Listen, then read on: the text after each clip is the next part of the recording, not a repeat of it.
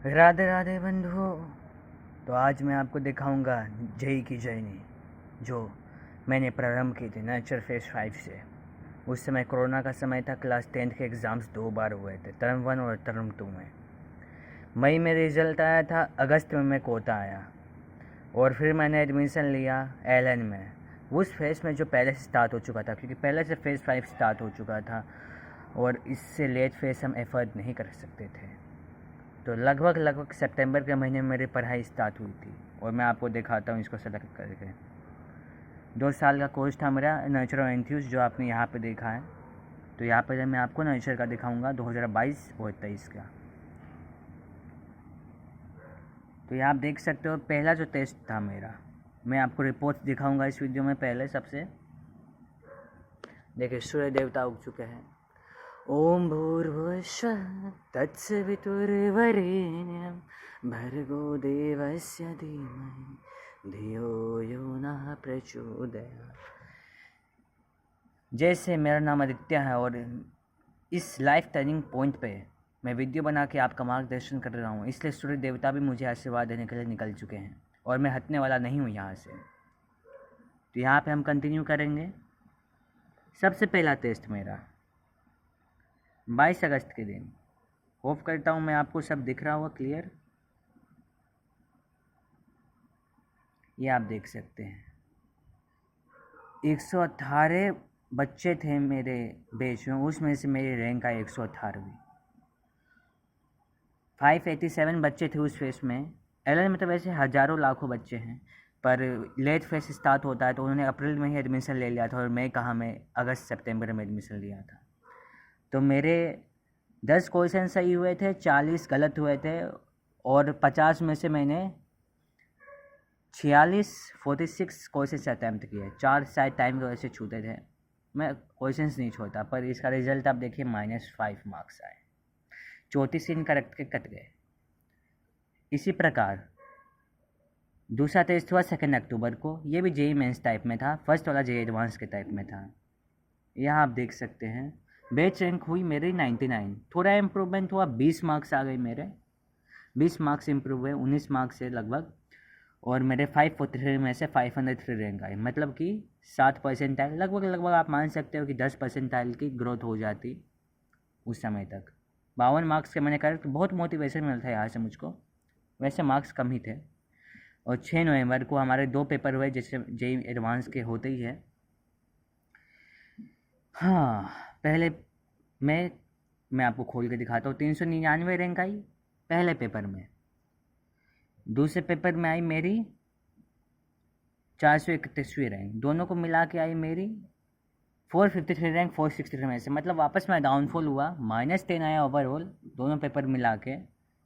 तो ये तो बहुत गलत हो गई, मतलब ओवर कॉन्फिडेंस। फिर 4 दिसंबर आया, 4 दिसंबर का हमारा तीसरा टेस्ट, मेरा मतलब चौथा।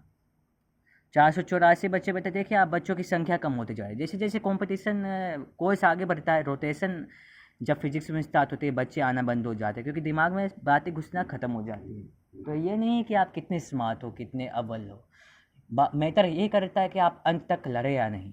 अंत तक लड़ने से ही मेरे देखिए आप बैच रैंक 118 से 69 हो गई। और ये मेरे मार्क्स के दम पे नहीं थी, ये बच्चों के कंपटीशन कम होने के कारण थी। और ये देखिए आप, वही घिसे पीते मार्क्स। फिर आता है 25 दिसंबर। 25 दिसंबर की खास बात यह है कि मेरे पापा और बहन फर्स्ट टाइम मुझसे मिलने आए थे। अगस्त सितंबर में मुझको यहाँ पे छोड़ के गए, जाने के बाद पापा जी मेरी बहन के साथ आए थे। तो तो मुझे पता था वो आने वाले हैं, तो मैंने थोड़ा और एफर्ट डाला और फिर फर्स्ट टाइम मेरी 50 परसेंटाइल आई पेपर 1 में, और दोनों पेपर मिला के 26। ये अभी तक का मेरा बेस्ट परफॉर्मेंस था और यहाँ से मुझे मोटिवेशन मिला कि मुझे अब तो क्रैक करना है। 25 दिसंबर को मेरे पापा चले गए, क्रिसमस के दिन थी। और फिर मैंने थोड़ी मेहनत की और फिर 11 जनवरी, और फिर मैं डाउट काउंटर जाने लगा। जितने पिछले डाउट्स थे, जितने मैंने नमक हरामी, जितने मैंने पाप किए थे, सब धोने के लिए मैं 2-4 महीने ऐसा घिसा। फरवरी में हमारा कोर्स ख़त्म हुआ था, बोले थे फरवरी के शुरू होने से पहले ख़त्म कर देंगे, पर फरवरी का महीना लगभग चला ही गया था और मार्च में छुट्टी थी। तो जनवरी में मेरा फिर टेस्ट हुआ और इसमें मेरे 9 और 11 मार्क आए 300 में से, जो कि बहुत कम है। इतने मेहनत करने के बाद भी जब मार्क्स मेरे कम आए तो मैं टूट गया एकदम से और फिर मैंने पढ़ाई रोक दी। और उसका कारण आप देखिए, फरवरी के महीने में -20 और -1 परसेंटाइल मेरे, आप देखिए लास्ट रैंक 438 बच्चा है, उसमें से मेरे 438 रैंक आए। तो मैं वो बच्चा हूँ जो फर्स्ट आया पीछे से, वो भी तब जब कोर्स एंड हो चुका था। ये हमारा आखिरी टेस्ट था। फिर 5 मार्च को सभी फेस का, जिसे हम बोलते हैं ऑल कॉमन टेस्ट, तो वही कॉमन टेस्ट होता 5 मार्च को। तो इसमें तीनों फेस के बच्चे, फेस 4, 5, 3, 4, 5, 6, एक और फेस थे हमारे बाद, तीनों फेस के बच्चे आए थे। और इसमें मेरी आए थे पहला टेस्ट में तो नहीं आ पाया, पर दूसरा टेस्ट में मेरा 33 मार्क आया। एडवांस में मैं नहीं ला पाया क्योंकि फिर मैं जब 11 फरवरी को मैं लास्ट रैंक आया, फिर मैं समझ गया अब तो लास्ट टेस्ट है, अब तो जो होना था हो गया, मुझे पीसीएम नहीं लेना था पर अब तो ले चुका हूँ, फैमिली वालों ने दिलवा दी, तो अब जो करना है इसी में। तो 5 मार्च के लिए मैं पढ़ा, फिर मेरे 33 मार्क्स आए 300 में से। तो ये अभी तक का मेरा बेस्ट स्कोर था और मेरे परसेंटाइल थी 27, जो कि एक लिहाजे से। और आप यहाँ देख सकते हो बेच रैंक का था रहा है, वही बोला मैंने, कंपटीशन एकदम ख़त्म हो जाता है। तो आपको बस अंत तक टिकना है। आप जितने भी बिलो एवरेज बच्चा, आपका जेईई मेंस निकलेगा, आप एनआईटी में सीट लाओगे, बस लड़ना है अंत तक मेरे भाइयों बहनों, मेरे दोस्तों।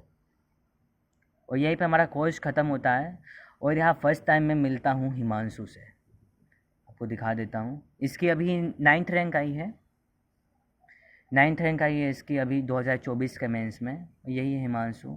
इसके एक क्वेश्चन सिर्फ गलत हुआ था इसका लास्ट टेस्ट में, मतलब नर्चर का जो पूरा सारांश होता है पूरे नर्चर फेस का, तीनों फेस का टेस्ट में ये बंदा आया था सबसे आगे। अब मैं आपको दिखाता हूँ एंथ्यूज का कोर्स।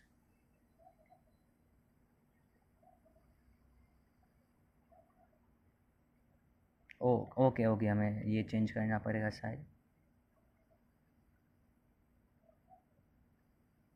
एंथ्यूज फेस 2, ये हमारा एंथ्यूज फेस 2 है। अब मैं आपको यहाँ से दिखाता हूँ टेस्टिंग रिपोर्ट्स में जाके।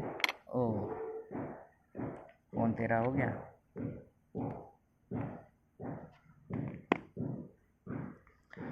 हाँ, देखिए हमारा 1 महीने की छुट्टी थी मार्च के महीने में, 5 मार्च को टेस्ट हुआ, हिमांशु ने वहाँ टॉप किया था।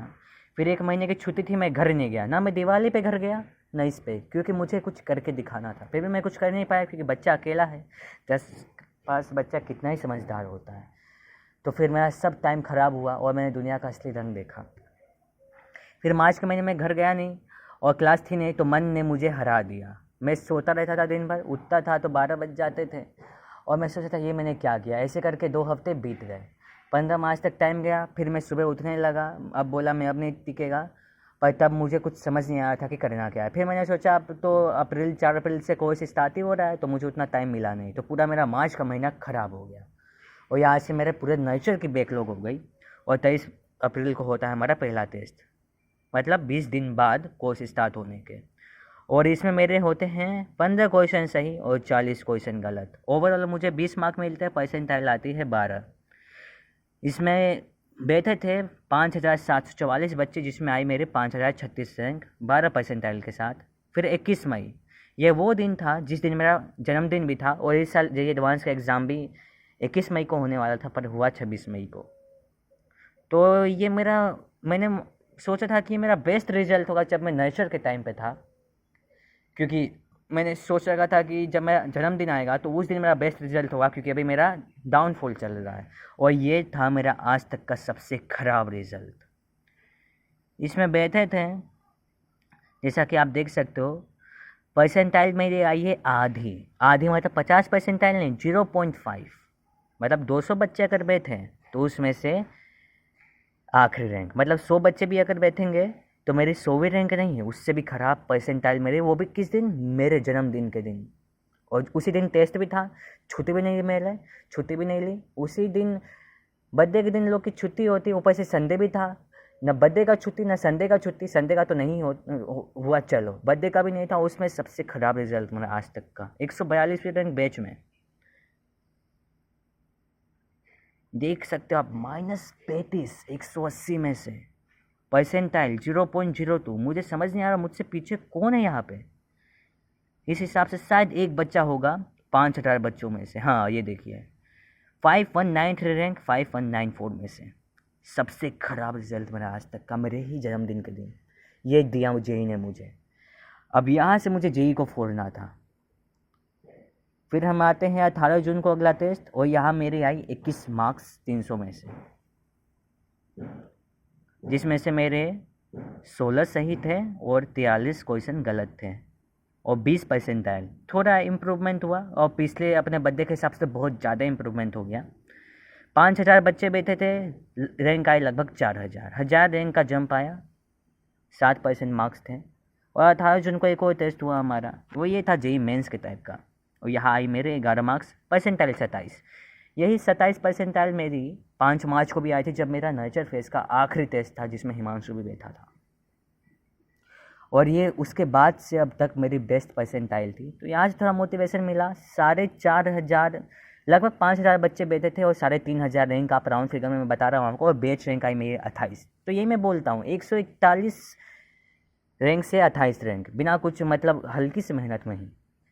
तो यही आपको बस अंत तक टिकना है, आपकी रैंक अपने आप इम्प्रूव हो गई, चाहे आपके पहले जैसे आप क्यों ना हो। इनफैक्ट अगर आप पहले से गड़बड़ा भी जाते हो, फिर भी आप अगर लास्ट तक लड़ोगे तो आपका NIT कन्फर्म है। यही मैं कहते आ रहा हूँ। देखिए बेच रैंक 28 हो गई, 14 मार्क्स के सही, 14 क्वेश्चन सही, 35 क्वेश्चन गलत। आगे आते हैं 16 जुलाई को अगला टेस्ट। इस समय सावन शुरू हो चुका था, और फिर मैं भक्ति में ज़्यादा घुस गया, और 18 जून के टेस्ट के बाद 23 जून को योगा डे भी आया था, तो मैं योगा क्लास भी ज्वाइन किया, और अभी तक मैं कर रहा हूँ।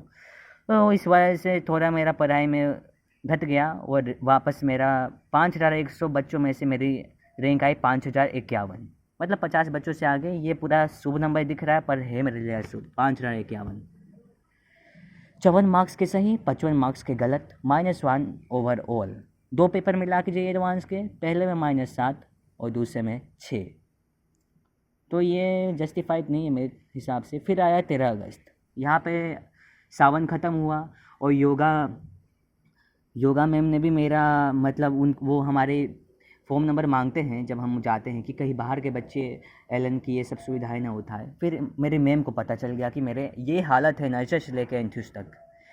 फिर मुझे ऐसा जलील वाला मुझे महसूस हुआ, और फिर मैं क्या ही बताऊं क्या मेरे अंदर क्या आग लगी। फिर उन्होंने बोला बेटा 4 महीने बाद जेईई मेंस है, अभी तक जो हुआ कोई बात नहीं। और भी बच्चे हैं, वो जानती हैं, वो इतने साल से गाइड कर रही है। फिर उन्होंने समझाया, उन्होंने पूछा कारण क्या है, ऐसे वैसे। फिर उनको पता चला कि जैसे अन्य बच्चे होते हैं वो गलत संगति में आके बिगड़ जाते, पर मेरे में ऐसा कोई केस नहीं था। उन्होंने मुझे कुछ टाइम टेबल शेड्यूल दिया, बोला इस हिसाब से पढ़ो, अभी इतना भक्ति मंदिर ये सब पे ध्यान मत दो, पहले कर्म करो अपना। मुझे बात भी समझ आई। और फिर 15 अक्टूबर को एक और टेस्ट आता है, उनकी बातें सुन गए, और जो आपको कोई अगर जलील करता है ना, तब आपका असली पोटेंशियल बाहर आता है। जैसे अगर रिलेटिव नहीं रहेंगे तो किसी के पास मोटिवेशन नहीं रहेगा 95% मार्क्स लाने का बोर्ड्स में। वो रिलेटिव को आप ताने मत दो, उनको आप धन्यवाद दो कि उनके कारण आप अपने बेस्ट पोटेंशियल तक पहुंच पा रहे हो। तो मेरे अंदर से मेरा ज़मीर मुझे कहता कि अगस्त का महीना आ चुका है, 1 साल हो गए मेरे को होता है, और मैं ये अपने परिवार के साथ क्या कर रहा हूँ, अपने भविष्य के साथ क्या कर रहा हूँ, इस देश इस संसार के साथ कर रहा हूँ, उस ईश्वर के साथ क्या कर रहा हूँ जिसने मुझे इतनी शक्ति दी। जिस बच्चे को बचपन से आज तक इतने ख़राब मार्क्स नहीं आए थे, क्लास में सबसे आगे रहने वाला, उसके साथ ऐसा हो रहा है। तो मैंने ये भी भगवान की इच्छा सोच के ये सोचा कि जब तक मैं डाउनफॉल नहीं देखता तब तक मुझे पता नहीं चलता कि एवरेज बच्चों पे क्या बीतती है। तो मैंने सब कुछ देखा है, और ये सब सोच के मैं मोटिवेशन के साथ आगे बढ़ा। 13 अगस्त के बाद मेरा अगला एग्ज़ाम आया 15 अक्टूबर को। ये मैम देखने वाली थी कि कितना मार्क आने वाला है, तो इसमें मेरे आए 28 मार्क 300 में से। थोड़ी मेहनत की, आपको ये लग रहा होगा मार्क कम है, पर सिलेबस बहुत ज़्यादा था, बहुत मेहनत की थी, और मेरी फिर आए 28 परसेंटाइल। यही लगभग 27 परसेंटाइल मेरी मार्च में आई थी, और इससे पहले भी 27 परसेंटाइल आई थी एंथ्यूज कोर्स में, जो मैंने आपको दिखाया उस समय रिवाइव भी कराया था हिमांशु के बारे में, और ये तीसरी टाइम था।